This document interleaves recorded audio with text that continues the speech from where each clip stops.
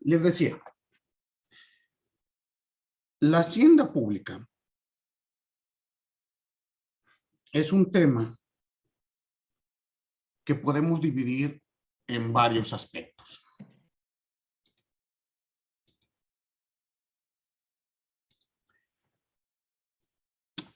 Podemos señalar que en materia fiscal se tienen 4 grandes esferas de aplicación respecto al tema contribuciones. Y así tenemos la hacienda pública federal, la hacienda pública estatal, la hacienda pública municipal y la hacienda pública de la Ciudad de México.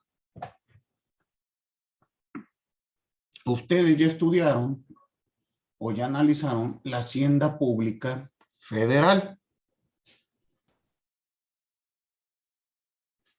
Toca el tema hablar de la hacienda pública de los estados. Y por lo tanto tenemos que analizarla nuevamente desde sus aspectos fundamentales, es decir, desde la norma constitucional.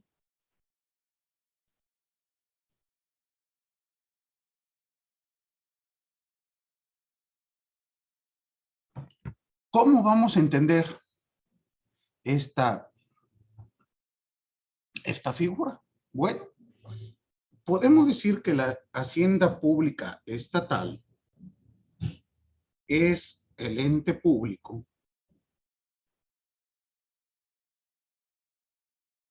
con competencia en materia de contribuciones a nivel estado,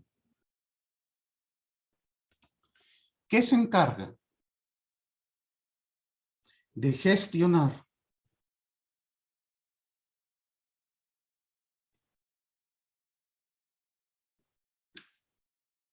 las acciones de cobro y gasto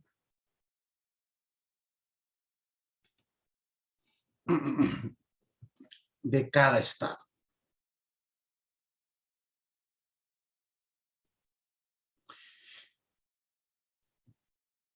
Y tenemos que señalar cuál será, de acuerdo a nuestra Constitución, los aspectos relevantes de dicha institución. Siempre que hablemos de hacienda pública, hay que entenderla de ese modo, como una institución pública.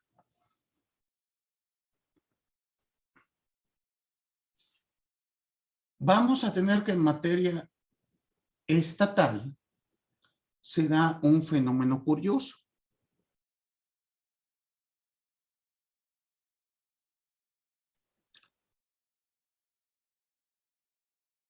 Los estados van a tener una competencia por exclusión.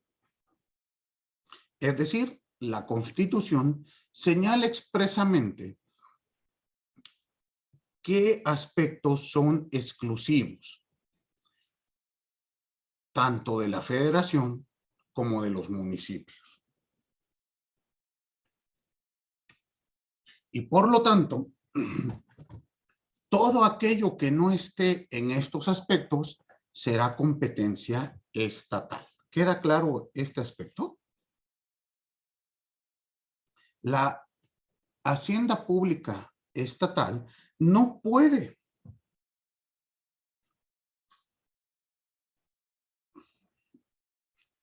cobrar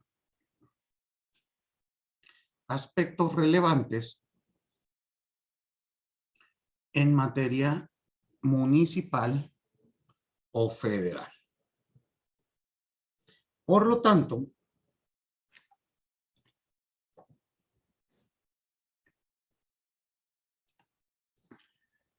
hay que analizar por exclusión qué aspectos se vuelven relevantes para los estados. ¿Quedó claro esto? Muy bien. Y por lo tanto, hay que entender que esta hacienda pública tiene su sustento constitucional en el artículo 73, fracción 29, 29A,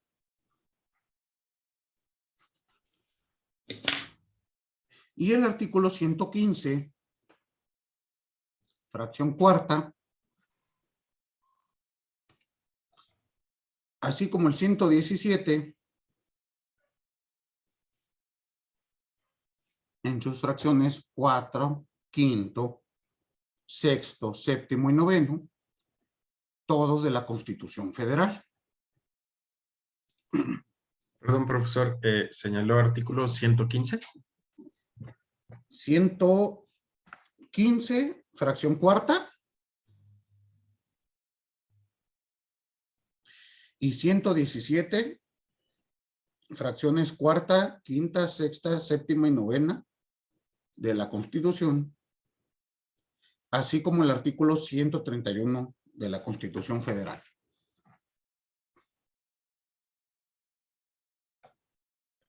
Gracias. Nuevamente, en estos artículos ustedes van a encontrar competencias específicas tanto de los estados como de los municipios. La competencia estatal la tenemos que sacar por exclusión. Lo que no está designado a los estados o a los municipios será en el ámbito de la hacienda pública estatal. ¿Queda claro? Sí, profesor. Muy bien.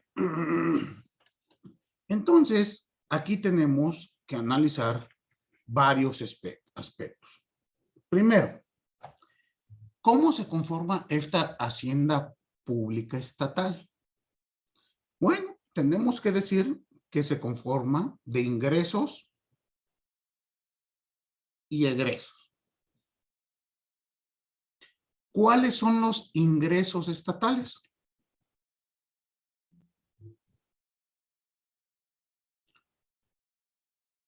Bueno, pues hay que señalar que son ingresos derivados de las contribuciones, que pueden ser impuestos, derechos y contribuciones de mejoras a nivel estatal.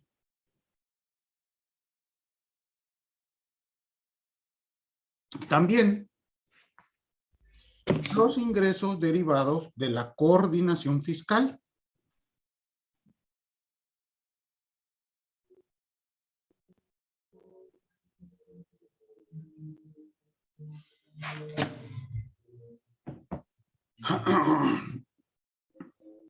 Ustedes saben que cada estado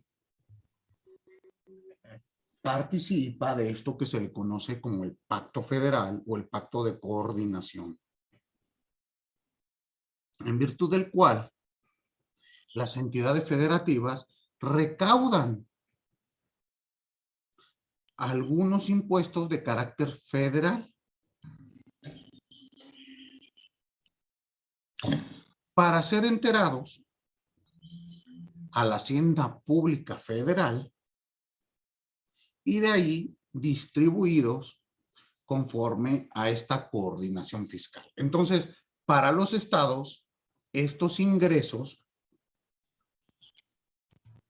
se convierten en un aspecto fundamental.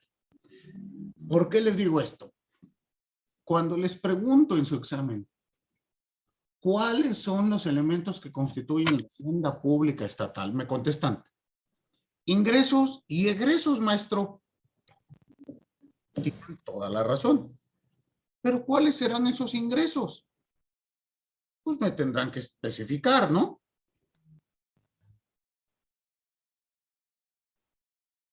Y es lo que estamos analizando.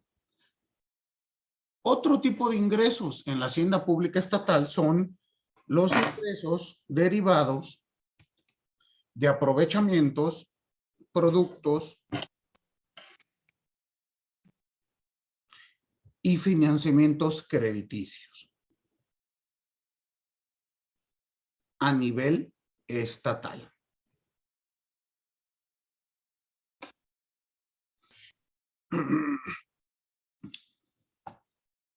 Y a su vez, si tenemos ingresos, vamos a tener gastos o egresos. ¿Cuáles son estos en materia de finanzas públicas estatales? Bueno,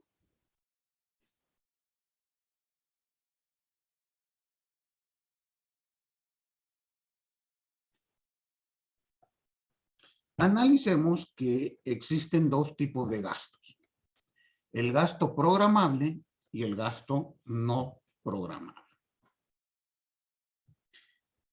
¿Cómo vamos a entender el gasto programable?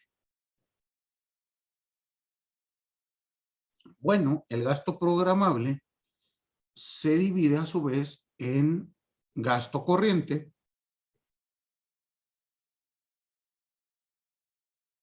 servicios personales, gasto operativo, entendiendo por este gasto, pues los materiales y suministros generales para el funcionamiento de la hacienda pública estatal.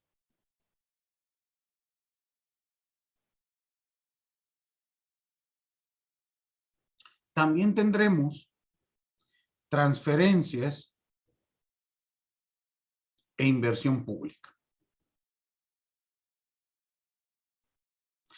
Todos estos aspectos constituyen el gasto programable.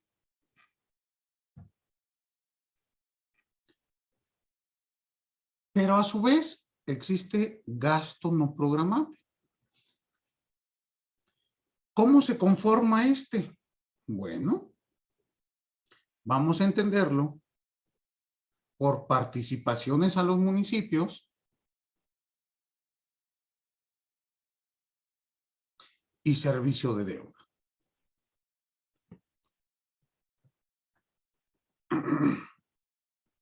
Disculpe, profesor, ¿puede repetir el primero, por favor? Sí, participación a los municipios. Gracias. Y el servicio de deuda. ¿Cómo vamos a definir al gasto no programable? Vamos a decir que es aquel que aunque se encuentra presupuestado, no puede ser sujeto de calendarización.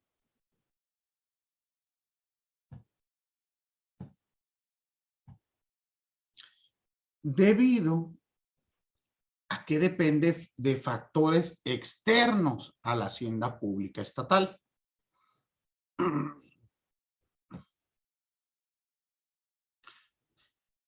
Como ejemplo, les decía yo, tenemos la participación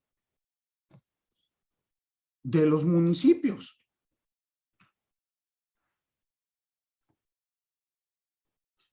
Cuyo importe mensual depende de la liquidación que realice la propia federación.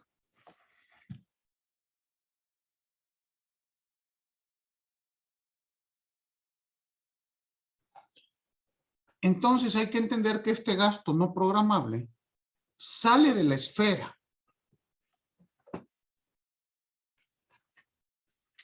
del aspecto estatal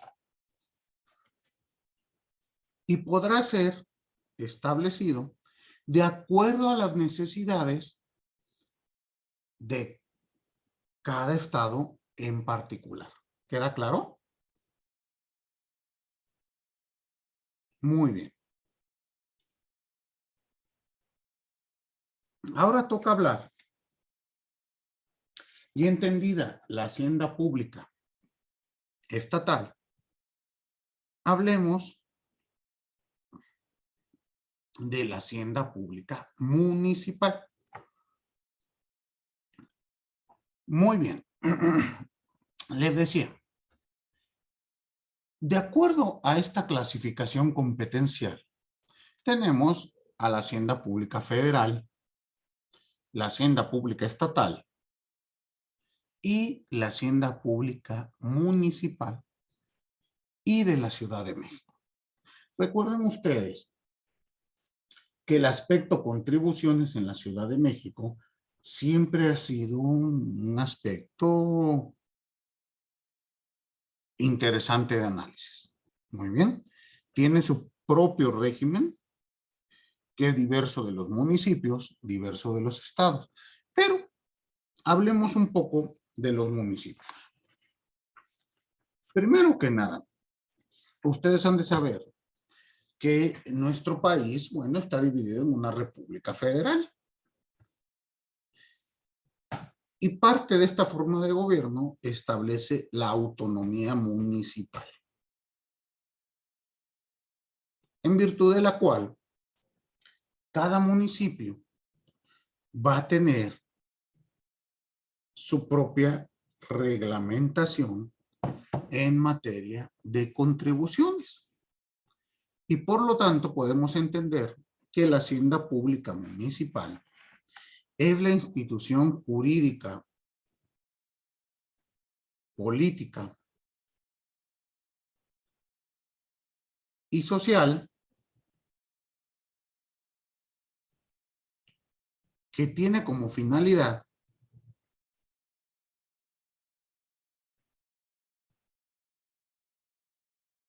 organizar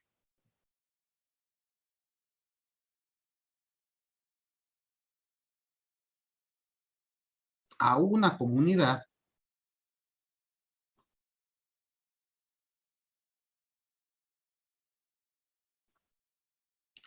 en la gestión autónoma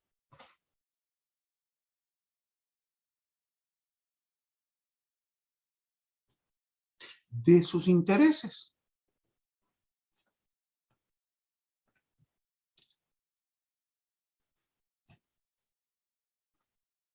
Relativos a la convivencia primaria y vecinal.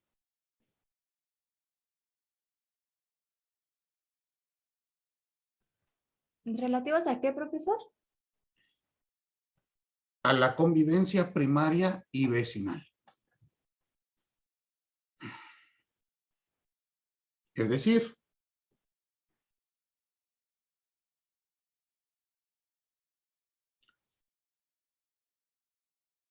esta hacienda pública municipal tiene como finalidad encontrar los ingresos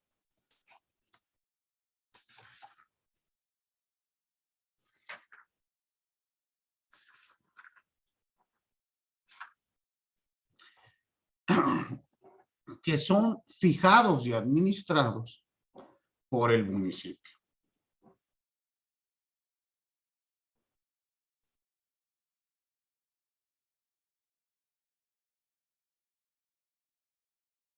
Y otra vez, ¿cuáles serán aquellos? Pues los que estén expresamente señalados por la Constitución. Y por lo tanto que no sean de competencia federal o estatal.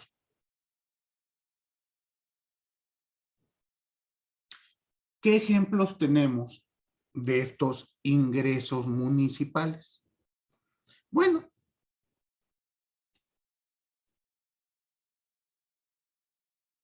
los más comunes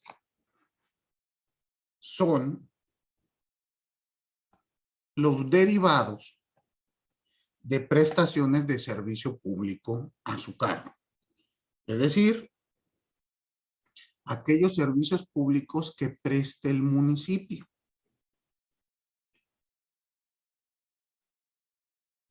¿Cuáles son?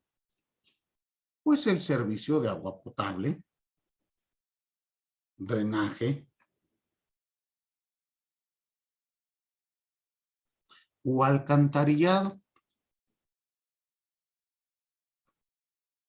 Como un primer ejemplo. También los servicios de alumbrado público, limpia y recolección de basura, los mercados, panteones,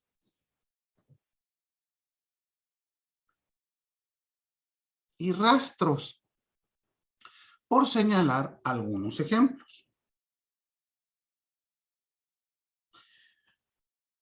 Les pregunto, ¿alguno de ustedes vive en un municipio, como puede ser el Estado de México? ¿O ninguno? Sí, el municipio de Cámara. Sí, profesor, el municipio de Ecatepec de Morelos. Ok. Y en estos municipios que ustedes me acaban de indicar, ¿han notado alguno de estos cobros que les acabo de decir?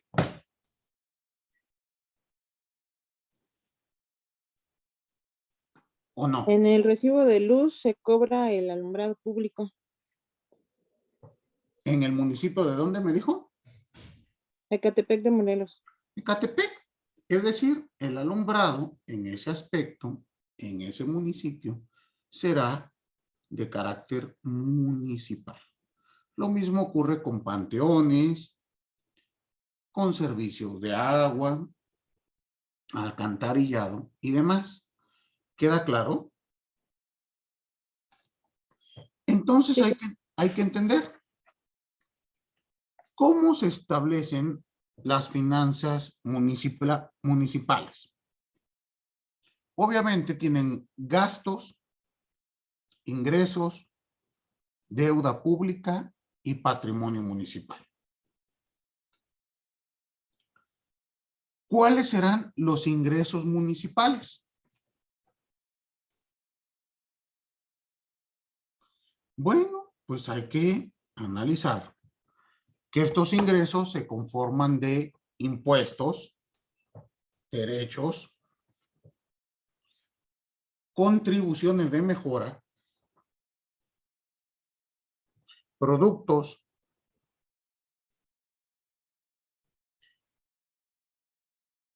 aprovechamientos,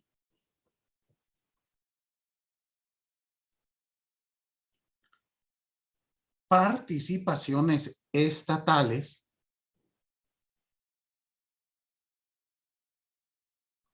y recursos crediticios.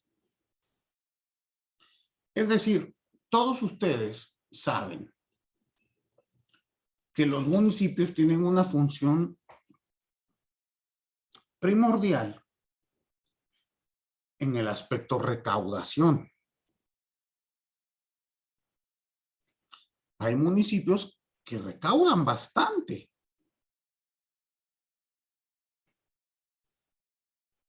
Pero lo hacen de acuerdo a estos planes de coordinación fiscal,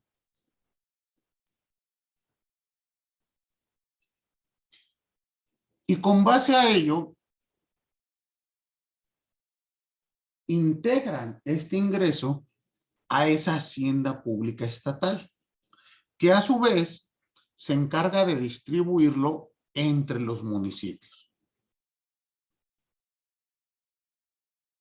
De ahí que tengamos estas participaciones estatales. ¿Queda claro? Es decir, maestro, que no la totalidad de los ingresos es para el municipio. Hay una contribución que debe de ser fiscal al estado al que pertenece. Depende justamente qué función están recaudando.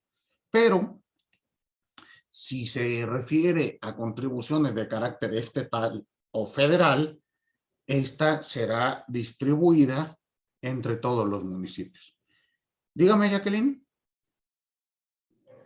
Yo también tenía duda en eso, profesor. ¿Quién determina, por decir, el municipio hace su recaudación y lo manda a la Hacienda Federal? Y de ahí ellos reparten de acuerdo al municipio, pero en base a qué está determinado cómo se va a repartir otra vez. Bueno, se determina de acuerdo a diversos factores. Uno de ellos es a las necesidades de cada municipio,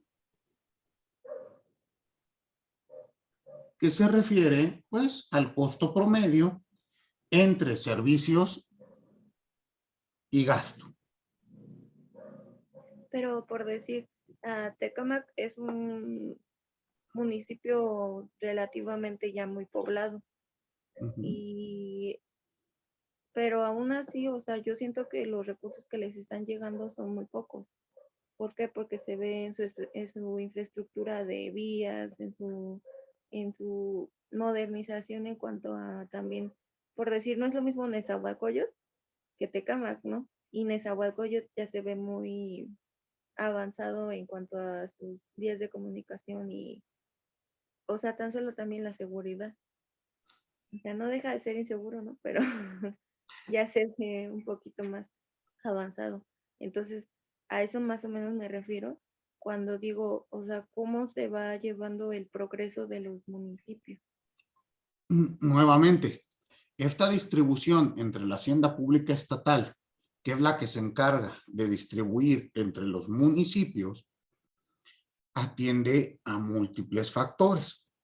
Usted me da un ejemplo: Nezahualcóyotl y Tecámac.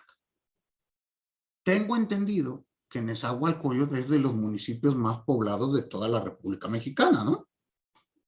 Creo que son 8 millones de personas las que viven en ese municipio. Desconozco la población de Tecámac,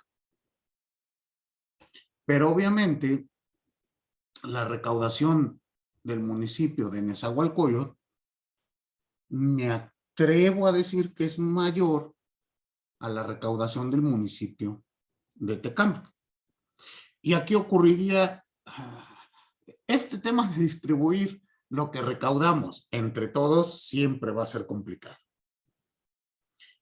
Piénselo usted, todo el Estado de México pues tiene municipios que a veces pareciese que no recaudan. Y hay otros municipios donde se recauda mucho. Me atrevo a señalar los municipios de Naucalpan y Tlanepantla, que son municipios con una fuerte actividad industrial. Ellos recaudan mucho por cuestiones de servicios y por cuestiones de estas contribuciones estatales. Pero lo que recaudan tiene que dividirse y distribuirse entre el resto de los municipios. Esto mediante un principio de equidad, de tal modo que puedan llegar servicios municipales a todos. Entonces, si usted me dice, es que ¿cómo se distribuye? Bueno, depende mucho cada presupuesto anual de cada estado. Habrá ocasiones que se destine mayor cantidad a ciertos municipios y habrá ocasiones donde no se destine. Pero eso, bueno, ya depende de la autonomía estatal y municipal. ¿Queda claro? Muy bien. Ahora, ¿cuáles son los gastos que tiene la hacienda pública municipal?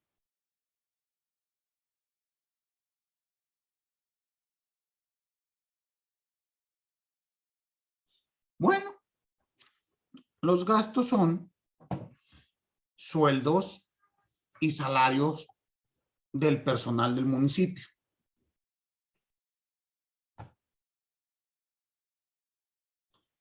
Servicios administrativos.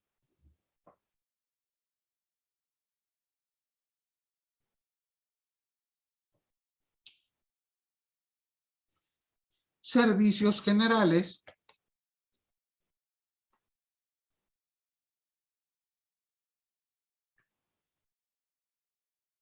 servicios públicos y obras públicas.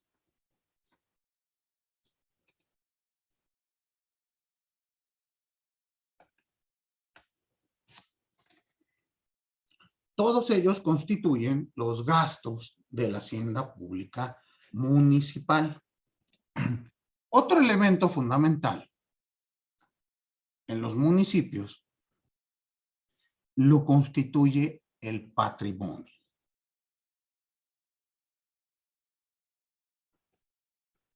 Este patrimonio se conforma de dos elementos: bienes de dominio público y bienes de dominio privado.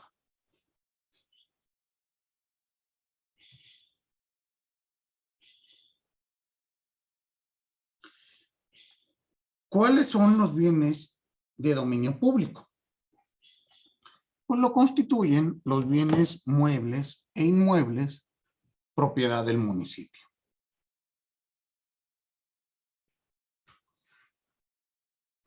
Y a su vez, los bienes de dominio privado serán nuevamente muebles e inmuebles propiedad de particulares que utiliza el Estado para cumplir con su obligación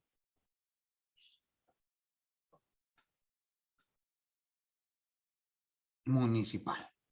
Y así ustedes verán, hay municipios que no son dueños de las oficinas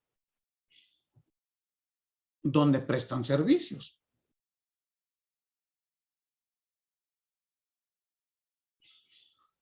Y tienen que pagar alguna renta. Bueno, pues ahí tenemos estos bienes de dominio privado. ¿Queda claro? ¿Y cuál es el otro aspecto?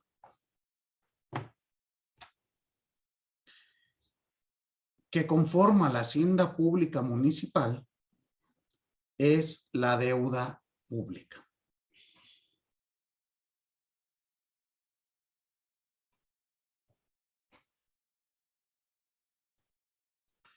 ¿Cómo se entiende la misma? Bueno, pues deuda pública municipal se conforma de recursos crediticios y gastos de deuda. ¿Cuáles son estos gastos de deuda? Aquellos que se dan con relación a los empréstitos públicos adquiridos por el municipio, como lo pueden ser el pago de intereses.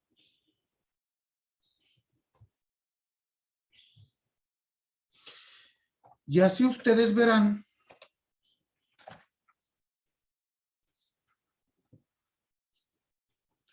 que muchos municipios tienen deuda pública. Incluso a veces deudas públicas mayores que todos sus ingresos.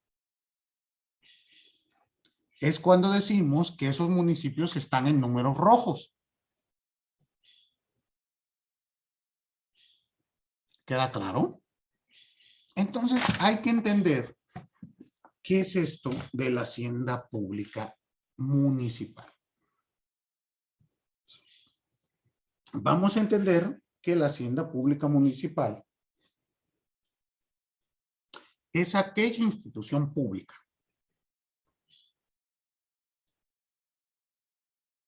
que se encarga de administrar las finanzas de los municipios. ¿Qué quiere decir esto? Sus ingresos y sus egresos. En términos llanos, ¿cuánto gano y en qué lo gasto? Y para ello hay que atender a la competencia específica establecida en la Constitución. Propiamente, artículo 115 constitucional.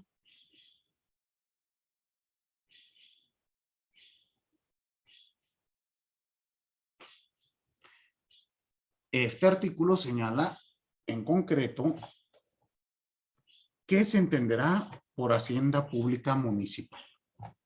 ¿Queda claro?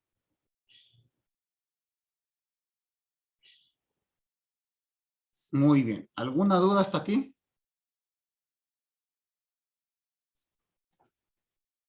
Ninguna. Dígame. Profesor, yo sí tengo una pequeña duda. A ver, dígame, Ana. Cuando estábamos hablando del patrimonio privado y comentó que era, por ejemplo, el arrendamiento de algún inmueble para uso de las actividades del propio municipio, pues no sé, me quedaría como la idea, tengo la idea como de que si es arrendamiento, no entraría en gastos en lugar de patrimonio porque pues el mueble no le corresponde, el inmueble no le corresponde. Ok, pero ¿por qué entra como patrimonio? Ajá, esa es mi duda. ¿Por qué Ajá. entra como patrimonio? Piénselo usted que esto se vuelve un activo. Las oficinas, el inmueble donde presto mi servicio, si bien, como usted señala, se hace un gasto, este gasto será, vamos a decirlo en un aspecto de comparativa, menor que lo que representa no tener dicho inmueble. Piénselo usted, si yo no tengo oficinas donde prestar el servicio, pues será un elemento mayor para recaudar. ¿En qué se basa esto? En el principio de comodidad de la contribución. ¿Esto qué quiere decir?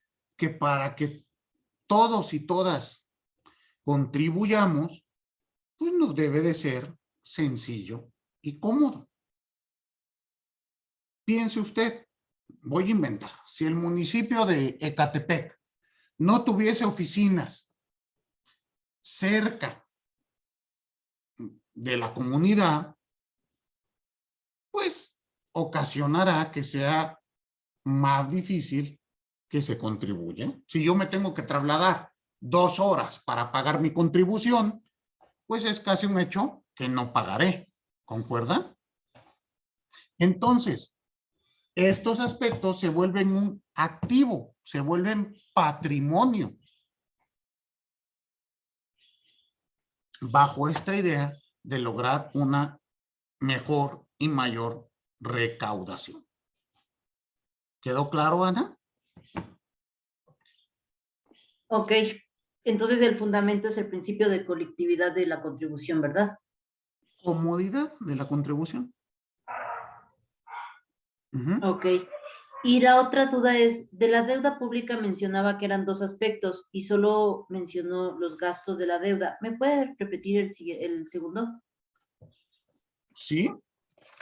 Los gastos de la deuda y el empréstito municipal. Ok, gracias. Es decir, una cosa es cuánto me cuesta a mí adquirir deuda pública y otro, la deuda pública per se. Los intereses que tendré que pagar por esta deuda pública y el monto de la deuda. Y así ustedes pueden recordar que hay estados y hay municipios que viven endeudados. Muy bien. Pero pues, pensemos, esta deuda de 25 millones de pesos generará algún tipo de interés. Muy bien. Dígame, María del Carmen. Sí, maestro, muchas gracias. Buenos días. 3 duditas. Uno, si, ¿en qué se fundamentan los convenios que se celebran de la Hacienda Pública Federal y o estatal en un momento dado para que se vuelvan recaudadores los estados, como por ejemplo de impuestos y contribuciones de carácter federal, el caso del IVA, ¿sí? Que hay algunos convenios, no sé cuál es el fundamento. Cobra el estado, pero finalmente es una contribución federal. La segunda, ¿qué pasa cuando pagamos como contribuyentes en el banco? ¿El banco se convierte en cobrador recaudador y también cobra por esos servicios o no le cobra nada al SAT? Es pregunta. Y la última es, cómo se forma el patrimonio inmaterial en un estado, cuando se declaran pueblos mágicos, cuando hay patrimonio por algunos inmuebles coloniales, etcétera. ¿En dónde cae? ¿En lo federal, en lo estatal o en lo municipal? Bueno, primer aspecto. El tema de la coordinación fiscal. Exacto. La coordinación fiscal, nuevamente, como ustedes saben, vivimos en una federación en virtud de la cual algunos impuestos se les permite a los estados y a los municipios recaudarlos. Y así, el pago de estas contribuciones federales recae en la hacienda pública estatal o en su caso municipal. Normalmente es estatal, es raro que caiga en el municipio. Normalmente recae en los estados. ¿Cuál es el fundamento? El propio artículo 75 constitucional, que señala esta competencia concurrente. 2. El aspecto del patrimonio inmaterial. Vamos a suponer que los ingresos que se recauden en virtud del mismo, como me decía usted, que un pueblo sea declarado comunidad originaria mágica, esto entra a la hacienda pública municipal. Ella es la que se encarga de coordinar la recaudación y de ejercer el gasto de la misma. ¿Y cuál fue su tercera pregunta? Era la segunda, pero bueno, va para la tercera. Si los bancos, al ser cobradores recaudadores, repercuten algún porcentaje por administrar estos recursos. Sí, los bancos realizan un cobro de una comisión. Pero aquí hay que entender lo que es desde su actividad como entes privados, que le prestan un servicio a un municipio, o a la federación o al estado. Si cobran, ¿sí? Sí, ok. Y Gracias. obviamente, pues esos recursos pues entrarán al patrimonio de cada institución crediticia. Dígame, señor Lucio. Buenos días, maestro. Hablo sobre los ingresos municipales, principalmente sobre las participaciones estatales. Se ponía el ejemplo, por ejemplo, del municipio de Nezahualcóyotl y del municipio de Naucalpan. ¿Qué criterio se aplica basándonos en el principio de equidad? Por ejemplo, si en el municipio de Nezahualcóyotl usted mismo mencionó que hay 8 millones de ciudadanos, sin embargo, en el municipio de Naucalpan hay menos ciudadanos, pero hay más actividad empresarial. Por lo tanto, la recaudación de los servicios es más incremental o es mayor en Naucalpan por esta actividad empresarial. ¿Qué principio, si de cierta manera hay más necesidad de aplicar esa participación de las participaciones estatales hacia el municipio de Nezahualcóyotl al haber más ciudadanos, o cuál es el criterio que se aplica? Bueno, aquí hay que atender a la necesidad en concreto de cada municipio. Esto tiene que ver con las finanzas públicas municipales. Yo desconozco si es mayor o menor la necesidad del municipio de Nezahualcóyotl al de Naucalpan, no sé. O si es mayor o menor la recaudación, desconozco. Pero, ¿a qué tenemos que atender, Lucio? A la necesidad de cada ente municipal.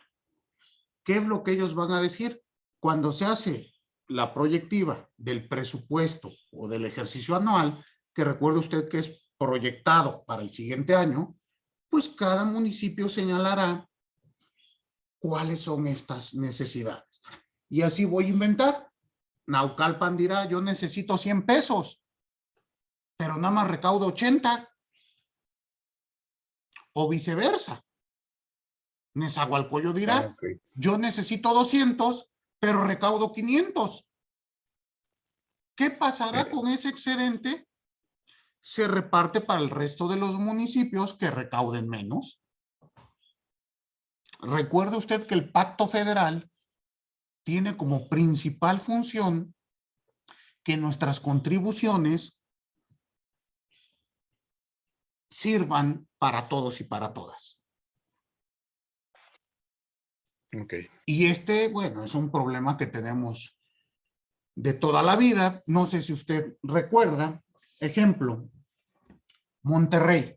Monterrey es un estado que frecuentemente señala pues, que no le conviene el Pacto Federal, porque ellos recaudan N cantidad de millones de pesos y se reparte, dicen ellos, en estados que no sirven o que no recaudan. Ejemplo, señalan ellos, yo recaudo, voy a inventar 100 pesos, pero hay que repartirlo en estados como Chiapas, Oaxaca, que no recaudan nada o recaudan muy poco. Y esto es inequitativo.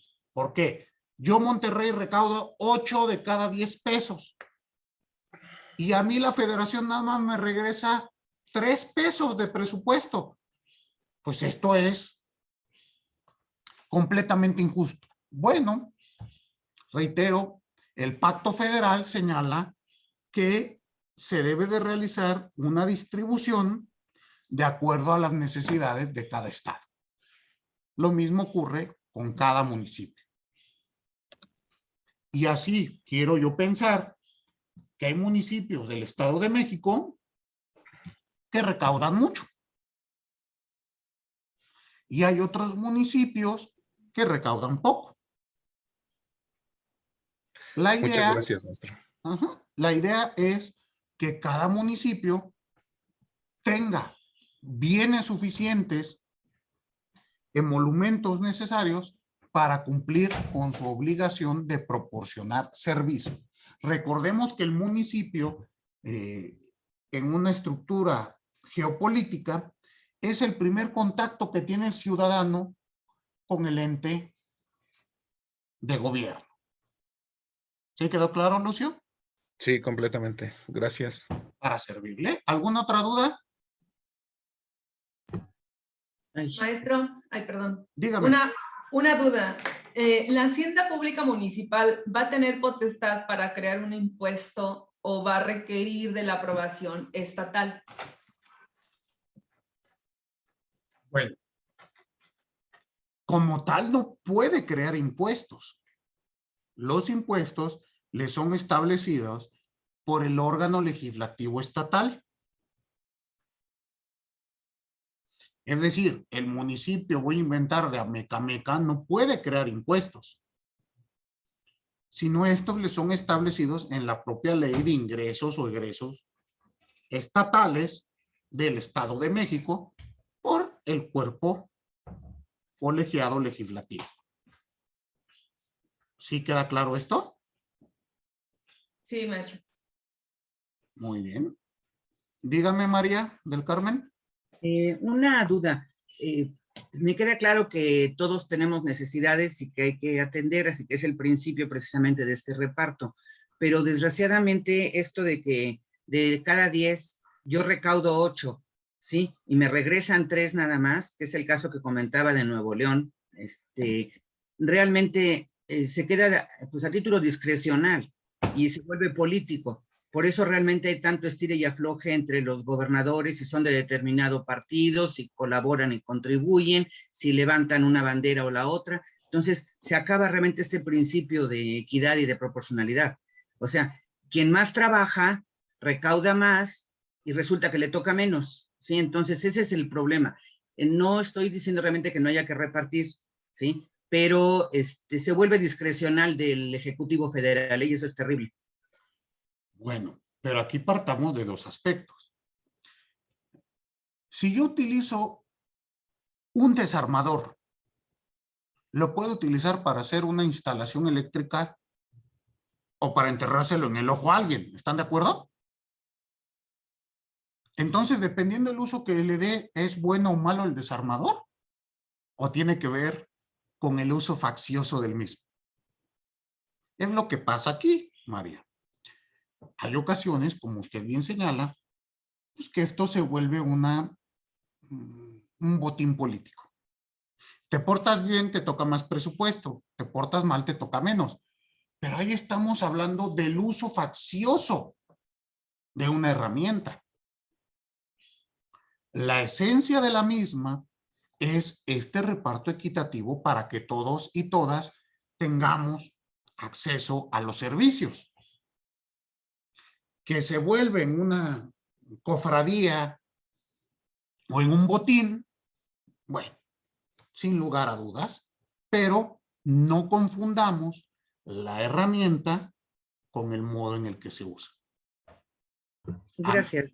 A mí me parece maravillosa esta idea de recaudemos entre todos y distribuyámoslo para que nos alcance a todos. Sí, pero siempre y cuando todos recauden, porque el que recibe de a gratis ni lo agradece, siempre pide más y nunca se esfuerza por recaudar más. Hay que analizarlo nuevamente. En finanzas públicas son aspectos a veces muy complicados. Yo no sé si quien recauda poco es porque no quiere, no sé, pero necesitan servicios y es obligación del Estado proporcionarlos. No sé, reitero, son aspectos que salen de la esfera del derecho fiscal. Nosotros nada más vemos la relación contributiva. Estos aspectos ya son de finanzas públicas que pertenecen a otra rama del saber jurídico. Muy bien. Gracias. Para servirle. Bueno, se ha terminado nuestro tiempo el día de hoy. Les agradezco a todos y a todas su participación y nos vemos por acá la próxima semana. Muy buen día. Gracias, maestro. Gracias, maestro. Profesor. Buen fin de semana. Nos vemos. Gracias, hasta luego. cuídense. Gracias.